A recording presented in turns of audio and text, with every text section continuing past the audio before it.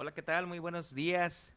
Muy buenos días tengan todos ustedes. Estamos, una vez más ya, bueno, sobre todo estamos de regreso ya otra vez con nuestra serie Familias de Carne y Hueso, después de tanto tiempo de que, pues nada más la posponíamos y nomás no podíamos tener esta reunión, poder seguir transmitiendo esta reunión por vía Facebook, ya que Facebook cambió varias políticas, pues se nos complicaba un poquito tener esta serie, pero bendito Dios, ya estamos de regreso y seguimos con esta serie que para mí en lo personal y sé que para algunos hermanos que se han acercado conmigo, para algunas personas que se han acercado conmigo me han dicho que ha sido de mucha bendición.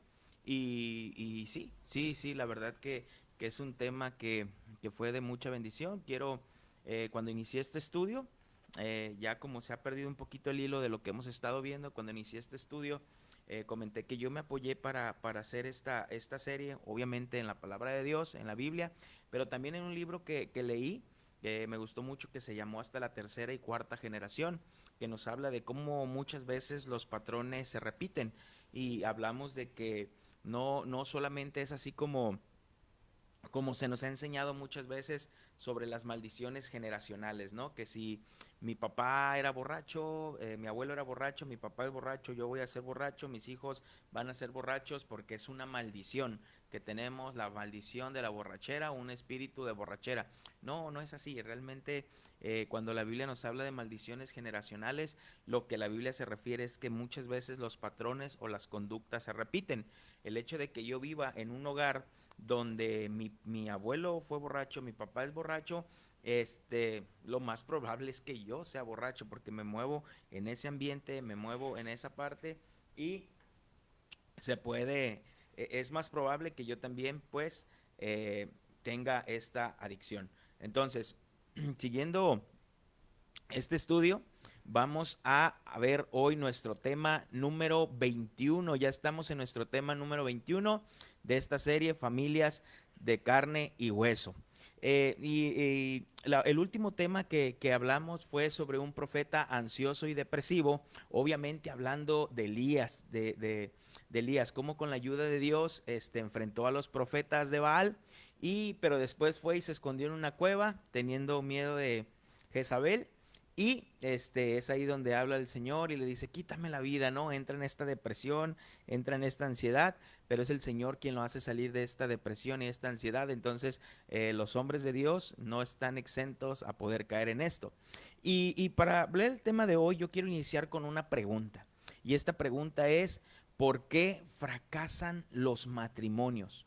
¿Por qué fracasan los matrimonios? Una de las principales causas de divorcio en México es la falta de compromiso emocional y la tolerancia. Repito, es la falta de compromiso emocional y la tolerancia. Anteriormente los matrimonios eran vistos como un compromiso de por vida. Te vas a casar y es de por vida, de por vida. Este, y las incompatibilidades, las peleas y las quejas siempre estaban allí, pero terminar con el matrimonio no era una opción. Se trataba de luchar, se trataba de estar, a veces de una manera incorrecta, pero otras veces de una manera muy correcta, porque se casaban con ese pensamiento, con esa creencia de que es para toda la vida. Y muchos dirán, sí, pero ya no estamos en esa opresión y ya no debemos de aguantar, ahora tenemos esta libertad. Claro que sí, a lo mejor ya no podemos estar en esa opresión que estaba mi abuelita, mi mamá, pero tenemos a la palabra de Dios y decimos ser cristianos y creo que eso nos puede ayudar mucho o es lo bastantemente bueno para que nosotros podamos estar ahí y poder terminar esto que comenzamos con nuestro cónyuge. Investigaciones recientes demuestran que el amor romántico dura alrededor de 28 meses, es lo que algunos investigadores dicen, ¿no? Y después de eso se acaba la magia, pero lo curioso es que los matrimonios de hoy ni siquiera ya duran ese tiempo, los 28 meses ya duran menos de eso. Y yo sé que algunos pueden decir, no, pues yo llevo 8, yo llevo 10, yo llevo 12, pero aquí el punto es cómo estás llevando tu matrimonio. Porque muchos podemos decir que tenemos 8, 10, 12, 15, 20 años, pero quizás sigues casado. Ante la sociedad estás casado, pero en tu casa realmente estás divorciado, ya durmiendo en camas separadas, cada quien maneja lo suyo, cada quien maneja su vida, tú no te metes en la vida de tu cónyuge no se mete en tu vida, y pues realmente esto termina siendo un divorcio, pero es que estamos casados.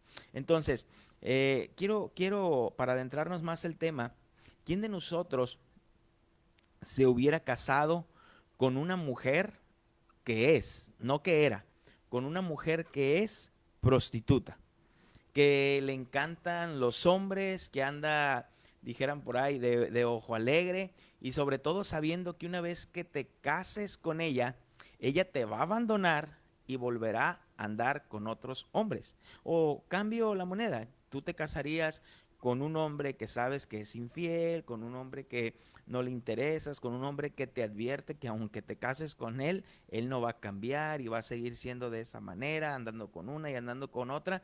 Yo creo que ninguno de nosotros en nuestro sano juicio nos casaríamos con alguien así, ya sea con una, una prostituta o un hombre que realmente es infiel. El día de hoy vamos a ver la vida de un profeta que se casó con una mujer así, con una mujer prostituta, que a pesar de que sabía que después de que se casara con ella iba a seguir siendo infiel, que lo iba a abandonar y que iba a ir tras sus amantes, aún así él se casó con ella. Y este es el tema que tenemos, nuestro tema número 21, y lo hemos titulado Una esposa infiel, obviamente hablando de Oseas. Una esposa infiel, hablando de Oseas, obviamente, ¿no? Entonces, Oseas fue un profeta en el reino del norte de Israel. Oseas sirvió desde el año 753 hasta el año 715 antes de Cristo, bajo Jeroboam II. Él, el reino del norte, prosperó materialmente. Materialmente empezó a crecer, a crecer, a crecer, a crecer con muy buena economía, pero espiritualmente el pueblo de Dios decayó. El pueblo de Dios decayó, se depravó. Entonces el pueblo era ambicioso y adoptó la conducta moral y la religión idólatra sobre los vecinos, de sus vecinos los cananeos. Entonces Oseas fue contemporáneo tanto de Isaías como de Amós. Ahí estaban, fueron contemporáneos, estuvieron en ese mismo tiempo aproximadamente con Isaías y con Amós. Y el libro de Oseas vamos a ver que es un libro profético, no es un libro muy largo. Y si te gustaría leerlo, te lo dejo de tarea para que lo puedas leer y lo puedas estudiar. Una vez más que ya hablemos de este tema y tengas como más panorama, ¿no? Porque a veces logra ser un poquito confuso, ya que termina siendo también un libro muy poético a la vez. Entonces, y cargado de muchas metáforas. Es un libro que tiene tantas metáforas, repito, al igual que poesía, y por eso a veces podemos ahí como perdernos un poquito. Por eso Israel, y si leemos el libro de Oseas, vamos a encontrar que Dios se refiere a Israel como una esposa, también se refiere como una adúltera, como una fornicaria, como muchacho se refiere también a Israel, y como uva. Son estos términos los que Dios le da a Israel, como esposa, como adúltera, como fornicaria, como muchacho y como uvas. Así lo vamos a encontrar en este libro, que Israel se puede describir con esa terminología, ¿no?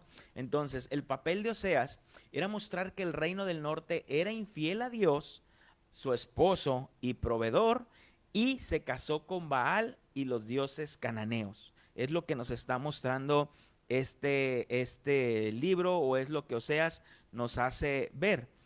Dios les advierte que se arrepientan de su maldad, que dejen de ser infieles, que dejen de ser fornicarios, que dejen a esos dioses, que se arrepientan de su pecado y se volvieran a Dios, porque lo que estaban haciendo solamente los iba a llevar hacia la destrucción. Entonces, Oseas era un predicador que luchaba por hacer oír la palabra de Dios, pero por desgracia al pueblo eso no le importaba mucho. Aunque Oseas estaba ahí para predicar, para advertir, para decir, al pueblo no le importaba mucho escuchar lo que Dios les dijera. Se parece mucho a nuestros tiempos, donde por más que el Señor habla, por más que hay más mensaje, tenemos redes sociales donde se puede, donde podemos dispersar más el evangelio. A pesar de eso, las personas no quieren escuchar al Señor, han endurecido su corazón. Y en la mañana de hoy vamos a ver la vida de Oseas en 5 escenarios. En 5 escenarios vamos a ver la vida de Oseas. Y yo quiero, para iniciar el tema, quiero decirte que la palabra Oseas significa Salvador o libertador. Salvador o libertador. Ese es el nombre de Oseas, Salvador. Ahora en nuestros tiempos sería Chava, ¿verdad? Salvador o libertador. Ese es el nombre de Oseas. Entonces Oseas se llamaba Chava. No es cierto, pero o Salvador o libertador. Entonces, el primer escenario que nosotros vamos a encontrarnos aquí con el profeta Oseas y con este título que hemos dado de una esposa infiel, vamos a tomar, el primer escenario es que Oseas toma por esposa una prostituta. Ese es el primer escenario. Oseas toma por esposa una prostituta y vamos a ir a Oseas capítulo 1, versículo del 1 al 2. Y dice, esta es la palabra del Señor que vino a Oseas, hijo de Beeri, durante los reinados de Usías y Jotán, Acaz y Ezequías, reyes de Judá. Y durante el reinado de Jeroboam, hijo de Joás, rey de Israel, la primera vez que el Señor habló por medio de Oseas, le dijo, ve y toma por esposa una prostituta, y ten con ella hijos de prostitución, porque el país se ha prostituido por completo, se ha apartado del Señor. Fíjense cómo Dios mostraría a través de la vida de Oseas cómo era la condición del pueblo hacia Dios y cómo él era un esposo para ella. Me sorprende que el Señor a sus profetas a veces ponía cosas muy complicadas para el humano o para el ojo humano o para nosotros como humanos era muy complicado el ser profeta, porque a veces el Señor parecía poner cosas que no tenían sentido, pero espiritualmente tenían mucho sentido, completamente distinto a los profetas de hoy, ¿verdad? Entonces, o sea, ser un joven profeta y un día, pues Dios le dice, imagínate que estaba ahí y nomás Dios le dice, ¿sabes qué, Oseas? Tengo una palabra para ti. Y Oseas así como esperando, ¿qué me va a decir el Señor, no? ¿Qué tendrá el Señor para mí? Y le dice, Oseas, toma para ti una esposa prostituta. ¿Tienes el deseo de casarte, Oseas? ¿Quieres formar una familia? Toma para ti una esposa prostituta. Y la pregunta aquí es, ¿quién planea su vida y visualiza su vida con una mujer prostituta? Ahora yo ya estoy casado, tú estás casado, ¿y quién planea una vida así? Repito, ¿quién en su sano juicio dice, yo tengo muchas ganas de casarme, pero yo me voy a casar con una mujer que sea prostituta? O yo tengo muchas ganas de casarme y voy a casarme con un hombre que haya estado con muchas mujeres. Con ese me gustaría casarme. Yo creo que nadie se imaginaba o se imagina un esposo así o una esposa así. Todos creo que nos imaginamos una muchacha con principios, con valores, una mujer. Yo me imagino Oseas cada vez que se imaginaba que se iba a casar, se imaginaba con una muchacha corriendo de la mano por el mar muerto, una familia feliz, un hogar lleno de paz y seguridad, con unos hermosos hijos. Todos nos casamos con esa expectativa y todos nos casamos con ese deseo. No cabe duda de que Oseas debió sentirse profundamente conmovido, pues sacado de onda, dijéramos por ahí. O sea, a ver, escuché bien, Señor, escuché bien lo que me estás pidiendo que me case con una mujer prostituta. Y repito, ciertamente muchas veces Dios hace cosas extrañas o puede pedir cosas muy raras que a primera mano no parece que parece que van incluso en contra de lo que conocemos de Dios, pero tenía un propósito. Esto tenía un propósito. En Isaías capítulo 55, versículo del 8 al 9, dice, porque mis pensamientos no son vuestros pensamientos, ni vuestros caminos mis caminos, dijo Jehová. como son más altos los cielos que la tierra, así son mis caminos más altos que vuestros caminos y mis pensamientos más que vuestros pensamientos. Entonces, para algunos estudiosos de la Biblia, se les hace difícil creer que Dios pudiera hacer una petición como esta a Oseas. ¿Cómo Dios, siendo santo, va a pedir que Oseas se case con una prostituta? Y como al ser un libro como al ser un libro pues que tiene profecía, como ser un libro que tiene poesía y tiene muchas metáforas, dicen que esto fue algo metafórico, que realmente no fue algo histórico, que no fue que literalmente Dios le pidió eso a Oseas, que se casara con una mujer así, pero el libro de Oseas es histórico. El libro de Oseas no podemos negar que es histórico, y si estudiamos un poco de hermenéutica nos vamos a dar cuenta que cuando la Biblia nos habla un libro es histórico, tenemos que manejarlo como histórico. El libro de Génesis es histórico y no podemos decir que todo lo que se vivió ahí, como tanto de lo que se vivió ahí, podamos decir que no es cierto, que no era cierto una serpiente, que no era cierto Adán y Eva, que todo era más una metáfora. Claro que no. Entonces, fue realmente algo literal, fue algo que Dios le pidió a Oseas que lo hiciera literalmente. Y algunos podrían decir, no, es que los sacerdotes no podían casarse con una ramera, pero Oseas no era sacerdote. Oseas era un profeta, él no era un sacerdote. Entonces, Dios no le dijo, Dios nada más, podemos notar aquí que Dios le dijo, cásate con una prostituta, pero Dios no le dijo con qué mujer, solo le dijo una prostituta. No me imagino Oseas investigando quién pudiera ser, oyendo quizás a esos lugares donde pues ejercían hacían esto de la prostitución, y imagino Oseas entrando directamente a esos lugares y buscando con quién se iba a casar. O quizás cuando Dios le dijo, te vas a casar con una prostituta, se le vino a su mente una mujer que ya todo el pueblo conocía, y no solamente él, sino todo el pueblo.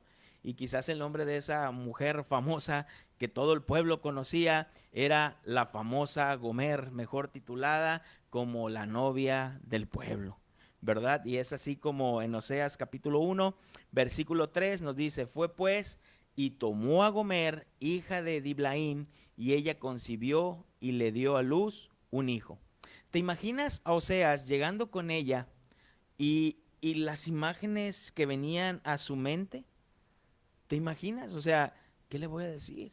Voy a llegar con ella y ¿qué le voy a decir? El Señor me pidió que me casara contigo. Y se armó de valor quizás y se la pensó mucho, pero se armó de valor y dijo, pues me tengo que casar. Puedes suponer lo que Seas experimentaba cada día que tenía que salir de trabajar al estar con una mujer así. Cada vez que él se iba a trabajar y decía, me voy a ir a trabajar, pero ¿qué será de Gomer? No se irá a ir por ahí. Y yo trabajando sin saber, y ella va a andar por allá. Me irá a engañar. Veo que le sonríe mucho el vecino. Mis amigos nada más me están diciendo, ¿por qué te casaste con Gomer? Porque las primeras de cambio te va a engañar. ¿Te imaginas? Hermanos, probablemente Oseas no quería hacerlo. Claro que no quería hacerlo, repito, ¿quién quisiera hacer eso? Oseas era un hombre de carne y hueso como tú y como yo, pero Oseas obedeció lo que Dios le pidió. Muchos dirían, Dios se lo estaba pidiendo, sí, Dios se lo pedía y no debía dudar y debía de obedecer y ya. Pero, pero llegó la duda, no era algo sencillo lo que Dios le estaba pidiendo. Si a nosotros, cuando Dios nos pide algo que es más sencillo, que es lógico y que se debería de hacer porque la Biblia no lo pide, ¿cómo respondemos nosotros? Cuando el Señor nos pide que vayamos y amemos a nuestras esposas, cuando el Señor nos pide que perdonemos al hermano, cuando el Señor nos pide que debemos de orar, de leer la Biblia, debemos de congregarnos, debemos de servir, debemos de ser paciente, ¿realmente obedecemos? ¿O también no la pensamos mucho? Yo puedo, voy a decir, yo puedo justificar a Oseas de que se la haya pensado demasiado, se la haya pensado demasiado, pero realmente obedeció, lo hizo. Dios estaba mostrando a Oseas y su mujer para representar lo que Israel del norte estaba haciendo con Dios. O sea, Dios agarró a Oseas, agarró a esta mujer prostituta, los unió en un matrimonio para mostrar la condición del pueblo, para mostrar cómo el pueblo estaba ante Dios. Y aquí vamos a pasar al segundo escenario, los hijos de Oseas y Gomer. Los hijos de Oseas y Gomer. En Oseas capítulo 1, versículo del 3 al 9 dice: fue pues y tomó a Gomer, hija de Diblaim, y ella concibió y le dio a luz un hijo. Y el Señor dijo a Oseas: ponle por nombre Jezreel, porque dentro de poco castigaré a la casa de Jehú por la sangre derramada en Jezreel, y pondré fin al reino de la casa de Israel. Y sucederá que en aquel día quebraré el arco de Israel en el valle de Jezreel. Ella concibió otra vez y dio a luz una hija, y el Señor le dijo: ponle por nombre Lo Ruamá, porque ya no me compadeceré de la casa de Israel, pues no les perdonaré jamás. Pero me compadeceré de la casa de Judá y los salvaré por el Señor su Dios, y no los salvaré con arco, ni con espada, ni con batalla, ni con caballos, ni jinetes. Después de haber detestado a Lo Ruamá, ella concibió y dio a luz un hijo, y el Señor dijo: ponle por nombre Lo Amí, porque vosotros no sois mi pueblo, y yo no soy vuestro Dios. Oseas tiene a su primer hijo, y cuando nosotros nos enteramos que íbamos a tener hijos, o quizás tú cuando también te enteraste que ibas a tener hijos, lo que hacemos, o inclusive antes de tenerlo, lo que hacemos es que ya pensamos cómo le vamos a poner a nuestros hijos. Y estamos emocionados y decimos: mi hijo se va a nombrar así. Comenzamos a ver los significados de sus nombres, y porque queremos que tengan un bonito nombre, que tengan un buen significado. Pero con Oseas no pasó así. No pasó así. Nosotros buscamos nombres que digan: Dios es mi libertador, Dios es mi ayuda, pero Dios le dice a Oseas: ponle a tu hijo Jezreel. Y la palabra, el significado de Jezreel es valle de sangre.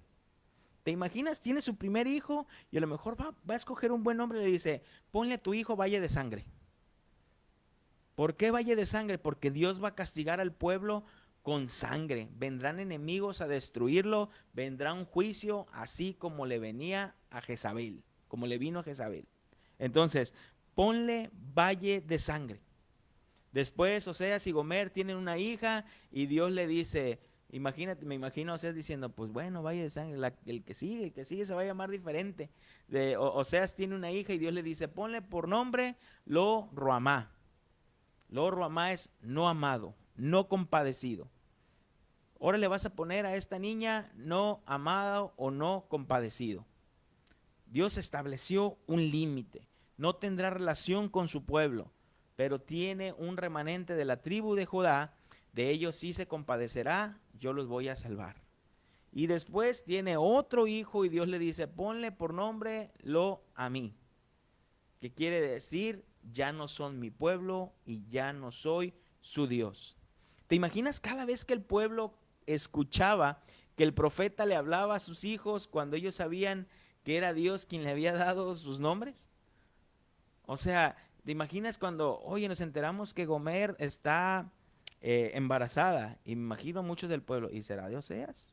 Inclusive algunos estudiosos de la Biblia dicen, yo no me voy a esa postura, pero algunos estudiosos de la Biblia dicen que no eran hijos de Oseas, no eran sus hijos, pero que ahí él estaba mostrando amor hacia la mujer, y al adoptarlos como sus hijos, eran realmente hijos de otras personas, pues ya que era una prostituta, y podemos ver en el contexto que se seguía metiendo con otras personas, o que estaba con otras personas. Entonces, pero te imaginas, Oseas, ¿cómo se va a llamar tu hijo? No, pues valle de sangre. Y el otro, no, pues el otro se va a llamar Dios ha establecido un límite. Y el otro, no, pues el otro se llama no compadecido, o ya no es mi pueblo. El mensaje estaba claro, el mensaje que el Señor estaba dando al pueblo estaba muy claro. Y el nombre de los hijos de Oseas decía esto: Dios va a castigar a su pueblo, vendrá juicio sobre ellos, porque Dios les ha establecido un límite, ya no se compadecerá porque han dejado de ser su pueblo y Él ha dejado de ser su Dios. El mensaje estaba completamente claro, porque el pueblo de Dios había dejado al Señor, su corazón estaba endurecido y no se habían arrepentido y no tenían planes de volverse al Señor. Y tristemente, este mensaje es para nosotros en esta mañana, porque seguimos muchas veces permaneciendo en esos pecados que el Señor nos ha pedido que dejemos. Y el Señor dice, este pecado tiene un límite. Este pecado tiene un límite y necesito ponerle un límite. Por amor, necesito poner un límite. Ya no vivas como si yo no fuera tu Dios. Basta ya. Y vemos la misericordia de Dios en los siguientes versículos. En el versículo 10 y 11 del capítulo 1, dice, el número de los hijos de Israel será como la arena del mar, que no se puede medir ni contar, y sucederá que en lugar donde se le dice, no son mi pueblo, se les dirá, sois hijos del Dios viviente. Y los hijos de Judá y los hijos de Israel se reunirán y nombrarán para sí un jefe y subirán de la tierra, porque grande será el día de Jezreel. Glorioso escuchar los peros de Dios. Qué glorioso es escuchar los peros de Dios. Cuando Dios levanta un juicio sobre alguna ciudad, sobre alguna persona, enseguida da un pero. Como podemos ver en Efesios, ¿no? Que dice que nosotros estábamos muertos en nuestros delitos y pecados, viviendo en los deseos de nuestra carne, pero ahí bien dice, pero Dios, que es rico en misericordias, por su gran amor con que nos amó, aun estando muertos en pecados, nos dio vida juntamente con Cristo, por gracia sois salvos. Entonces dice el Señor que el pueblo estaba separado y que el Señor iba a volver a unir al pueblo. Iba a ser un solo pueblo y que ese pueblo tendría un jefe, ese pueblo tendría un rey, y se refería a la persona de nuestro Señor Jesucristo. A la persona de nuestro Señor Jesucristo. Primera de Pedro, capítulo 2, versículo del 9 al 10, dice, vosotros sois linaje escogido, real sacerdocio, nación santa, pueblo adquirido por Dios, posesión de Dios, a fin de que anunciéis las virtudes de aquel que nos llamó de las tinieblas a su luz admirable, pues vosotros en otro tiempo no eras pueblo, pero ahora sois pueblo de Dios. No habéis recibido misericordia, pero ahora habéis recibido misericordia. Puedes ver aquí cómo se cumple la promesa de lo que Oseas decía. No son pueblo, pero llegarán a ser pueblo. Y somos, tanto judíos como gentiles, somos un pueblo en Cristo. Somos una sola nación. Y vamos a ir a nuestro tercer escenario. Ya vimos el primer escenario, Oseas toma por esposa una mujer prostituta. En el segundo escenario pudimos ver los hijos de Oseas. Y en el tercer escenario vamos a ver la condición de Gomer, que es Gomer va tras sus amantes. Gomer va tras sus amantes. ¿Quién pudiera pensar que una mujer que fue sacada de una vida como la que llevaba Gomer abandonaría a su esposo? ¿Quién pudiera pensar esto? ¿Quién pudiera decir, no, pues mira, la sacó de donde estaba, de los vicios, de las drogas, se la llevó a su casa, le dio nombre de título de una mujer, la adoptó, la tiene bien, le da lo que ella quiere, le da amor, o sea, la ama? Sería muy tonta si se fuera de su lado, pero realmente así sucedió. Un hombre que la tomó, la amó, le dio apellido, le dio casa, le dio sustento, que no se avergonzaba de quién había sido ella, que tuvo hijos con ella, tuvo una familia, formó un hogar con ella.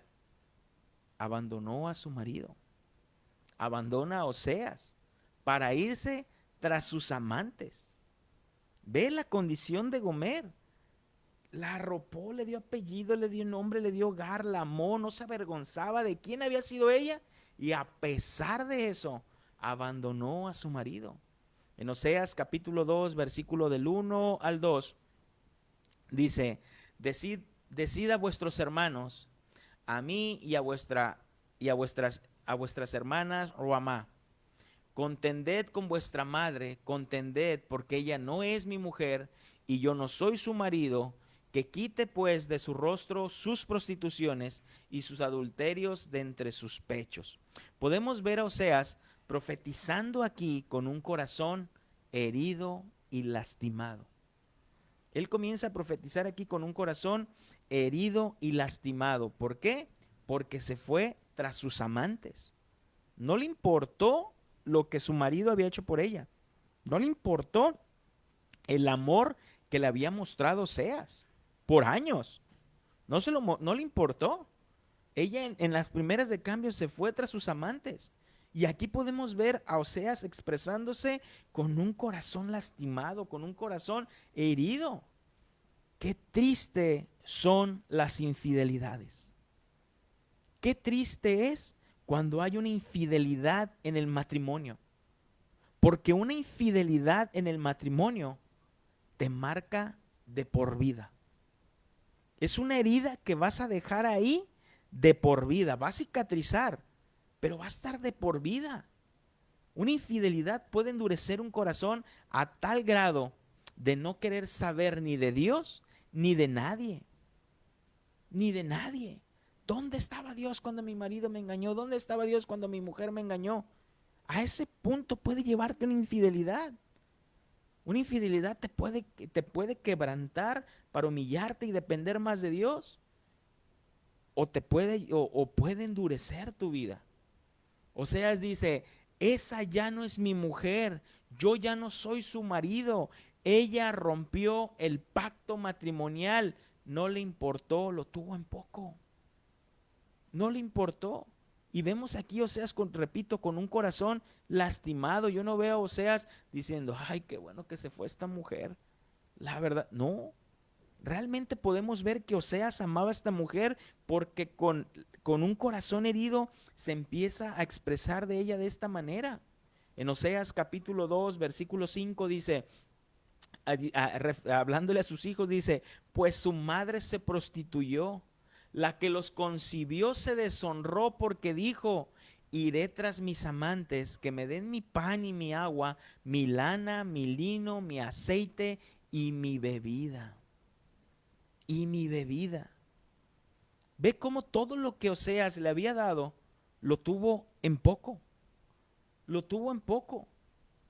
A pesar de lo que Dios hace en nuestras vidas, muchas veces preferimos irnos tras nuestros amantes, tras nuestros ídolos, tras nuestro pecado.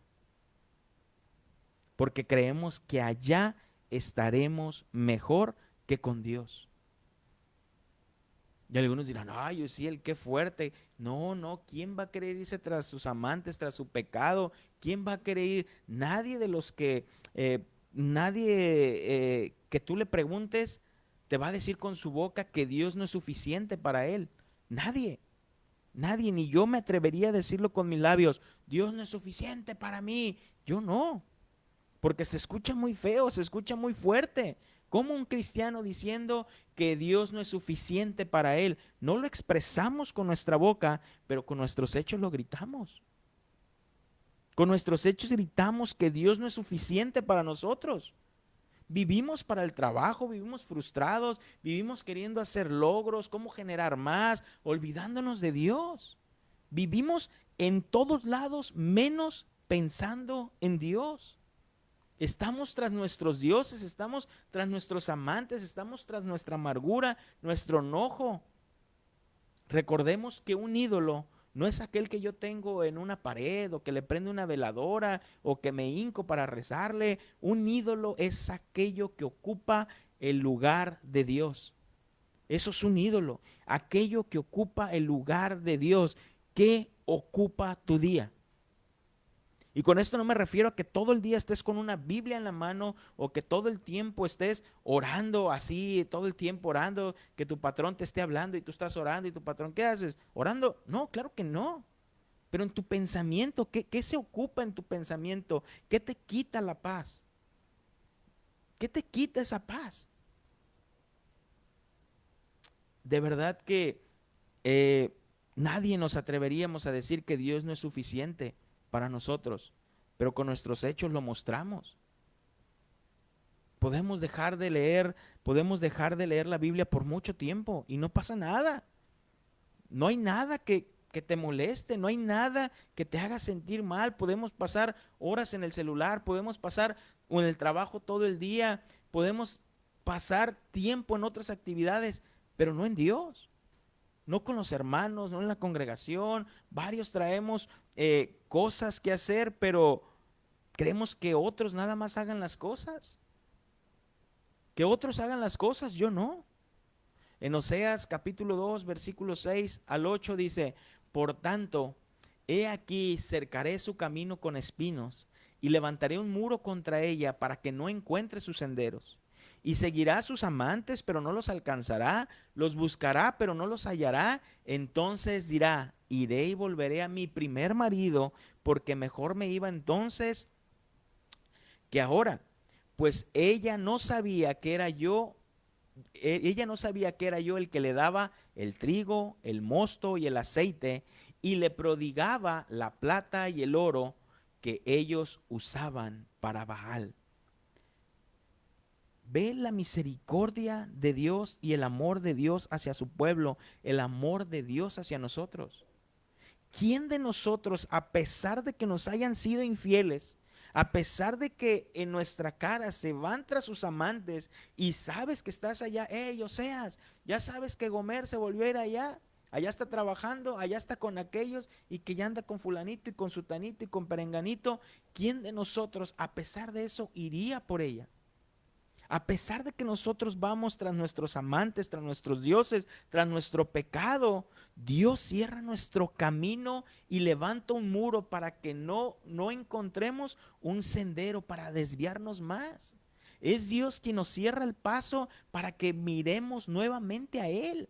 Es Dios que, a pesar de que estamos en el pecado, Él nos cierra y nos pone todo para volver a voltear a Él.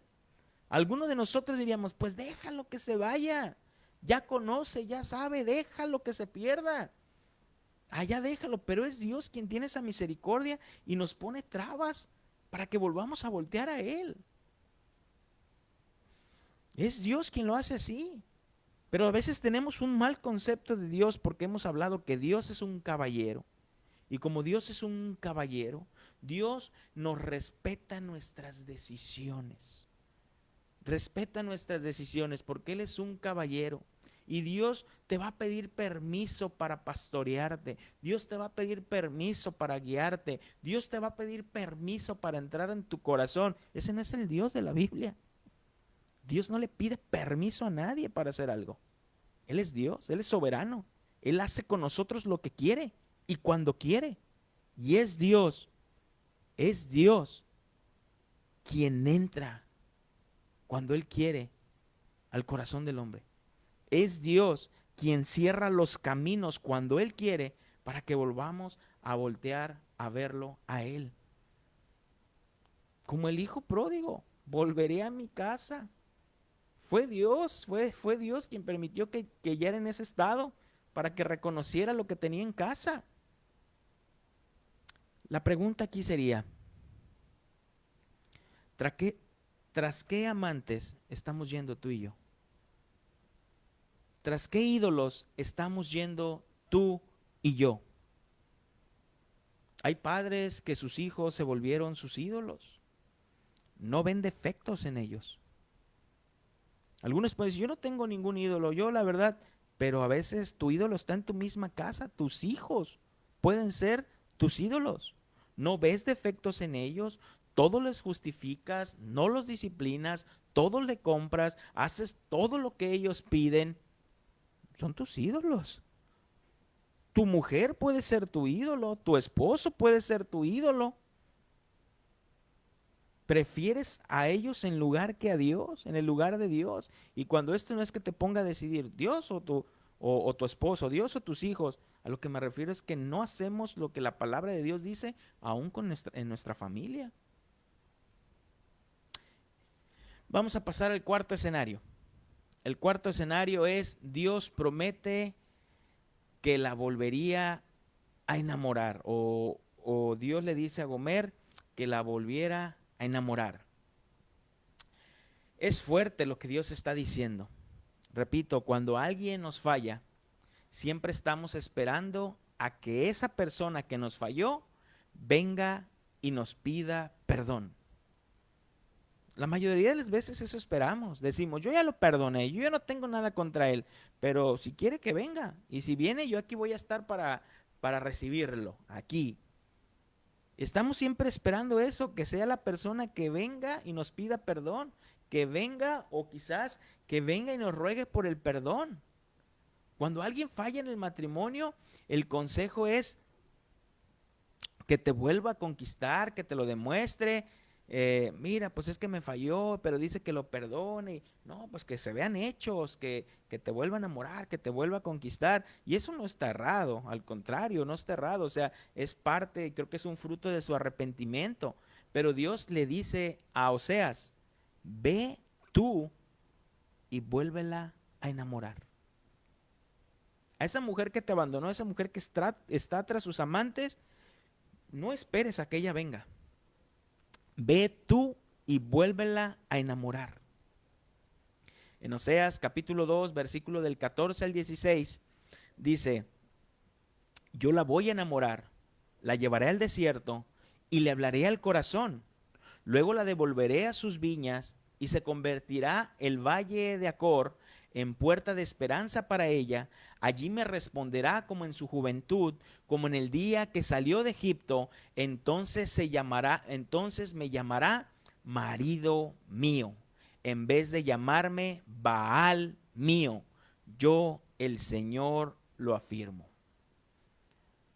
Y es aquí donde decimos, o viene esta pregunta a nuestra mente: ¿cómo voy a ceder si él o ella fue quien me engañó? ¿Cómo voy a perdonar si fue él o ella quien me defraudó? Yo no voy a enamorarlo, lo que yo quiero es odiarlo, quiero que pague por lo que me hizo.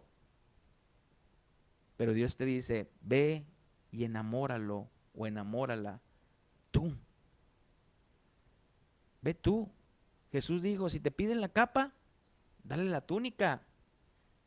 Si te pegan en una mejilla, pon la otra. Ve más allá. Ve más allá.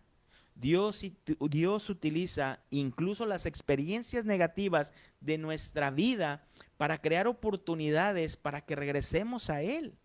Cuando yo enfrento problemas o enfrento pruebas, recuerdo que Dios le habló a Gomer en el desierto, no solo en tiempos de prosperidad. ¿Dónde fue donde Oseas iba a mostrar el amor hacia su mujer? ¿Cómo Oseas iba a mostrar que realmente estaba enamorada de Gomer? En el desierto, no en las buenas. En las buenas y en las malas le decimos a nuestra mujer o a nuestro marido, hasta que la muerte nos separe. Yo contigo, mi amor, hasta lo último. Yo no, jamás nos vamos a separar, siempre, y estamos ahí ante los hermanos, ante el pastor, y yo prometo amarte, respetarte, contigo en las buenas y en las malas. Pero es ahí en las malas donde vamos a demostrar realmente el amor. Porque el Señor mostró su amor no siendo santos. Dios mostró su amor aún siendo pecadores. Y es ahí donde dice, voy a hablar a su corazón. No le dice, voy a echarle en cara todo lo que me hizo, voy a buscar venganza. Todo el tiempo le voy a estar recordando lo que me hizo. No, dice, voy a hablar a su corazón. Y una de las cosas que hablábamos en la cena de matrimonios es que cuando nosotros realmente perdonamos a alguien, es volverlo a poner en el lugar que antes lo teníamos. Si yo realmente digo que perdono a alguien, no es perdono pero hasta aquí, perdono pero mejor de lejos, perdono pero ya no quiero tener una relación con él. No, el perdonar, el realmente perdonar a alguien es ponerlo en el mismo lugar que antes lo tenía. En el mismo. Algunos dicen, pues ¿cómo pues, Uziel? El Señor nos estableció en el huerto del Edén y nuestro día final será en cielos nuevos y tierra nueva en el Edén establecido por Dios. Nos pondrá en el mismo lugar. Oseas capítulo 11, versículo 4 dice: lo atraje con cuerdas de ternura, lo atraje con lazos de amor, le quité la cerviz, el yugo, y con la ternura me acerqué para alimentarlo. Fíjate cómo habla, cómo está hablando aquí el Señor. A partir de este momento, la misericordia de Dios comienza a inundar el contenido de la predicación del profeta. Su discurso se dirige ahora hacia el perdón y hacia la reconciliación, hacia el amor y hacia la misericordia. E iré en busca de aquella mujer que le había roto el corazón. Yo iré tras ella. Seré yo quien tenga la iniciativa. No esperaré a que ella venga a mí. Seré yo quien iré con ella. Hermanos, y muchas veces nosotros como creyentes, como cristianos, esperamos que la gente del mundo reaccione o piense o haga como nosotros haríamos. Pero no esperemos el resultado así, porque se supone que los creyentes somos nosotros. Ayer platicaba con una persona y me decía, fíjate que estaba, tú hizo unos negocios con me contaba con un creyente, me dice, pero luego él me empezaba a sacar la palabra de Dios, porque él sabe que soy cristiano. Me dice, con la palabra de Dios es que la Biblia dice que tú y que lo otro y que lo otro y que esto y que lo otro. Y decía esta persona, usaba la Biblia, Uziel, para manipularme. Dice, yo no soy cristiano, pero usaba la Biblia para manipularme. Y pues claro que no. Ahí ya no, eso no entra. Nosotros somos los creyentes. Nosotros somos los que debemos ir. Por eso decimos grande es el misterio, el ministerio de la reconciliación. Nosotros somos los que debemos ir al mundo a predicarles el evangelio para que tengan esa reconciliación con Dios por medio de la persona de Jesucristo.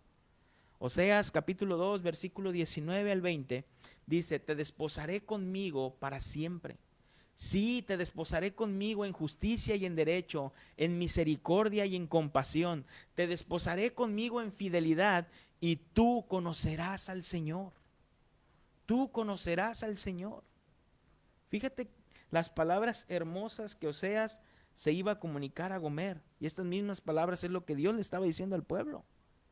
Te desposaré conmigo en fidelidad y tú conocerás al Señor. Oseas, al hacer esto con Gomer, también le estaba predicando el evangelio. Conoce el amor de Dios, Gomer, a través de mí. Conócelo, no soy yo soy un hombre de carne y huesos. Si por mí fuera, yo te mandaba a matar, hasta yo te mataba, yo te odiaba, te repudiaba.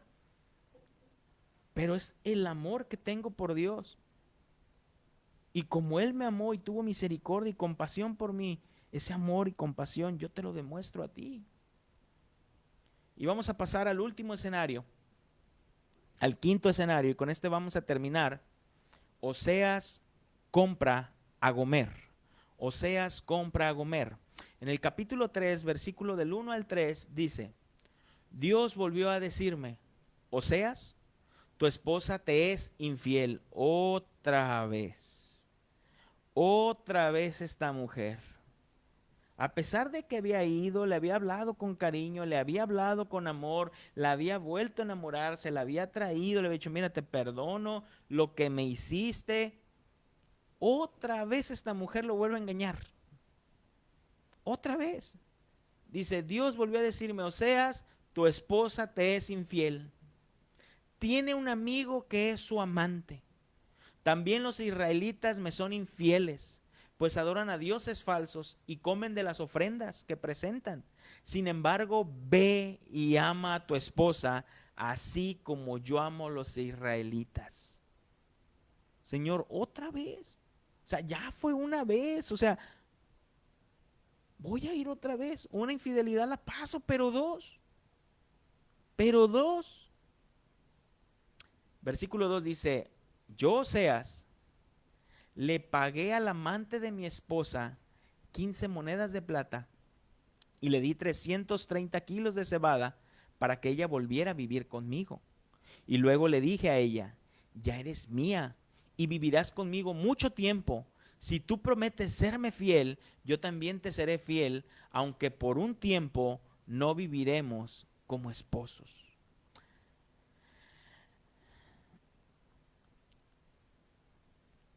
No, no me vengan a preguntar,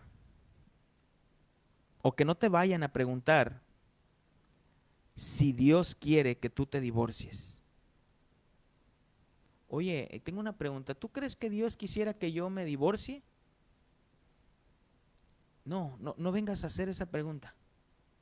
Dios, en sus planes perfectos y maravillosos, Él nunca va a querer el divorcio. Dios siempre está buscando que se viva lo que Él estableció en un principio. En un principio Él instituyó el matrimonio.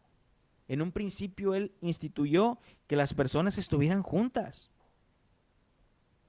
Eso es el punto. No vengas a preguntarme, porque yo jamás voy a aconsejar a alguien o jamás le voy a decir a alguien que se divorcie, jamás. Ojo, y con esto no quiero decir que no haya casos en los cuales puede pasar un divorcio, porque el mismo Señor Jesucristo lo habló y lo estableció. Pero que yo venga a decirte, divórciate, no, es una decisión que cada quien va a tomar. Siempre mi consejo va a ser, restaura tu matrimonio, siempre, siempre. Pero ¿cómo lograr perdonar cuando las heridas todavía sangran? Y cuando apenas están sanando esa herida, te la vuelven a abrir. ¿Cómo lograr sanar esas heridas? La única manera de lograr la libertad es el perdón. La única manera de sanar las heridas es el perdón. Es ajustarnos a la manera de Dios. No hay otra. No hay otra. Es el perdonar. Dios le dice a Oseas que mostrara el mismo espíritu de perdón hacia Gomer. Si bien Gomer no tenía ningún mérito, no merecía ser perdonada. Y a pesar de que Oseas tenía muchos motivos para divorciarse de ella, Dios no le dijo a Oseas, le dijo a Oseas que la comprara, que la llevara otra vez a su casa y la amara. La infidelidad de Gomer le pasó a tal punto de caer en esclavitud y a tal grado que su amante la compró, la vendió y es Dios quien le dice, ve y cómprala. Ve y compra lo que era tuyo. Ve y compra lo que a ti te pertenecía. Ve y cómpralo. Ve y cómpralo. ¿Y por qué dice aquí el Señor ve y cómpralo? ¿Sabes qué es el perdón? El perdón es pagar la deuda de alguien más. Alguien más me debe algo, alguien más me debe una disculpa, alguien más debe de venir y pedirme perdón, pero yo voy a pagar su deuda. No me debes nada, te perdono. ¿Qué de bueno? ¿Qué de bueno había hecho Gomer para merecer el amor de Oseas? ¿Qué de bueno había hecho esa mujer para merecer el amor de Oseas? Si fue Oseas quien fue por ella, la sacó del lugar, le dio familia, le dio hijos, le dio un nombre, le dio un apellido, se va tras sus amantes, es Oseas quien va por ella, la lleva en el desierto, le vuelve a enamorar, le vuelve a hablar el corazón, no le echa nada en cara, la trae otra vez a su casa, pero otra vez Gomer se va, lo engaña, lo abandona a tal punto de llegar a ser esclava y el Señor le dice, cómprala. ¿Qué de bueno había hecho? Nada, absolutamente nada. Era una mujer que no amaba ni a su esposo ni a sus hijos. Era una mujer que no le importaba su reputación. Solo pensaba en sí misma, solo pensaba en su felicidad. Solamente pensaba en sus deseos carnales. Perdón, nos estamos describiendo. Nos estamos describiendo antes de venir a Cristo. Di una descripción de nuestra vida antes del Señor. Me imagino a los vecinos. ¿A dónde vas, Oseas? Voy por Gomer a traerla de nuevo a casa. ¿Cómo crees, Oseas? ¿Estás tonto? Esa mujer no te ama, esa mujer te abandonó, esa mujer solo te lastima. No vayas en busca de ella. Encuentra mejor a otra que sí te valore. Esa mujer no te valora, Oseas. Me imagino los vecinos hablando entre ellos. Pobre hombre, tiene una autoestima tan baja que no ve otra mujer y va otra vez por ella. ¿Quién del pueblo compraría una mujer que no era digna de fiar, ni mucho menos digna de amar? ¿Quién? Para muchos, Gomer no valía nada. Para muchos, Oseas valía mucho. Gomer, nada. Oseas, mucho. Mas él amaba como Dios amaba a Israel. No importa lo bajo que caigamos, Dios siempre está dispuesto a comprarnos, a redimirnos y a levantarnos una y otra vez. Si 70 veces cae el justo, 70 veces Dios lo levantará. El precio que pagó nuestro Señor no fue cualquier precio por nosotros. Oseas pagó algo monetario, pero el precio que nuestro Señor pagó por nosotros fue el sacrificio de su Hijo en la cruz del Calvario. Eso valemos para el Señor. Eso valemos. Somos Gomer. Ese fue el precio que el Señor pagó por nosotros. Jeremías capítulo 31, versículo del 31 al 34. He aquí vienen días, dice Jehová, en los cuales haré un nuevo pacto en la casa de Israel con la casa de Judá. No como el pacto que hice con sus padres el día que tomé su mano para sacarlos de la tierra de Egipto, porque ellos invalidaron mi pacto, aunque yo fui un marido para ellos, dice Jehová. Pero este es el pacto que haré con la casa de Israel después de aquellos días, dice Jehová. Daré mi ley en su mente y la escribiré en su corazón, y yo seré a ellos por Dios, y ellos me serán por pueblo. Y no enseñará más ninguno a su prójimo, ni ninguno a su hermano, diciendo, conoce a Jehová, porque todos me conocerán. Desde el más pequeño de ellos hasta el más grande, dice Jehová, porque perdonaré la maldad de ellos, y no me acordaré más de su pecado. Oseas llevando nuevamente a su esposa a su casa, y todo el pueblo expectante con los que estaban ahí, le decían, todo el pueblo expectante ahí, ¿qué le dirían Oseas? Quizás algunos se burlaban en silencio, quizás la otra parte se admiraba de sus actos y decía, ¿cuánto amor tiene Oseas por Gomer? Quizás otros lograron comprender que ellos eran Gomer y Dios era como Oseas, que se dieron cuenta de que los protagonistas de esta historia no eran Oseas y Gomer, sino Dios y su pueblo. ¿De cuáles somos tú y yo en esta mañana? ¿De cuáles somos? ¿Qué tipo de espectadores vamos a ser? ¿Que nos vamos a mirar del acto que hizo Oseas con Gomer? ¿Nos vamos a burlar y a decir, ese Oseas, pues sí, no tenía de otra? ¿O vamos a ver que los protagonistas son Dios y nosotros como Gomer? Hermanos, el proceso que Dios sigue para reconciliarnos consigo mismo lo vivió Oseas. Repito, ya estoy sobre el final. El proceso que Dios sigue para reconciliarnos consigo mismo lo vivió Oseas. Busca al perdido, paga el precio y libera al agresor. Busca al perdido, paga el precio y libera al agresor. Querido hermano, si has fallado y estás alejado de Dios, vuelve al Señor. Quizás en esta mañana estamos tras dioses, tras amantes que han ocupado el lugar de Dios en nuestro corazón. Quizás Dios está cerrando los caminos para que reconozcamos que necesitamos de Él y nos volvamos a Él. Quizás nos está llevando al desierto, a la soledad, para hablar a nuestro corazón y ahí volvernos a enamorar. Quizás estamos esclavizados en un pecado en el cual no podemos salir. Ven a Dios, Gomer. Ven a Dios, Gomer. Ven a tu amado. Ven a tu Salvador. Ven a tu libertador. hermanos, con esto concluimos nuestro estudio de hoy, nuestro tema número 21, familias de carne y hueso, una esposa infiel, hablando de Oseas. Y primero Dios, ya que estamos de regreso, primero Dios, nos vemos el próximo miércoles a las 10 de la mañana. Y no nos olvidemos que el día de hoy tenemos también estudio en la congregación. Hoy tenemos estudio a las 7:30 y estamos estudiando el libro de Apocalipsis, un libro, una carta llena de esperanza que ha sido de mucha bendición para nosotros, para los hermanos de la congregación. Y también te invitamos a estudiar junto con nosotros esta carta llena de esperanza.